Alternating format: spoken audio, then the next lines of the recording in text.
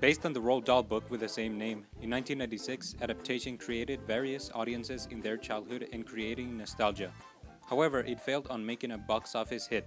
Critics loved it, but audiences didn't show up in theaters back in 1996. Despite this event, it increased audiences in the following years, even till today.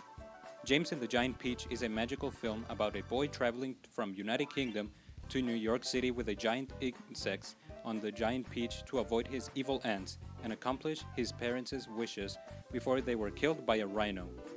To be on a place where dreams come true, pretty much the summary of the film, although it's pretty fun to watch.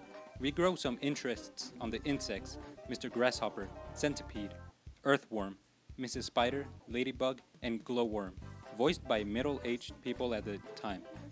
They have nice dialogues and all are polite with James during their journey. Personally enjoyed Mr. Centipede, played by Richard Dreyfuss. We see how much fun, stupid, and hilarious this character can be, especially when he is singing. It catches the musical tune, like the rest as well. Speaking of which, music composed by Randy Newman honestly created a pretty darn good imitation of Danny Elfman. Despite some sequences sounded a lot like Toy Story, it sounds like a Tim Burton film, or in this case, a Henry Selick film. I like how Henry Selick combined live action and stop-motion genres to add the creativity and effortness by the mutual sequences. Selick and Burton once again worked on a new project after their success in The Nightmare Before Christmas, creating a really fun Jack Skellington cameo.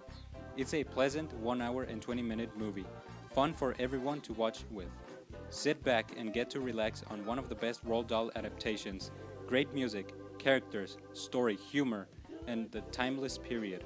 When it comes to a peculiar story with a unique director, James and the Giant Peach is the right one. Thank you for the privilege of your time.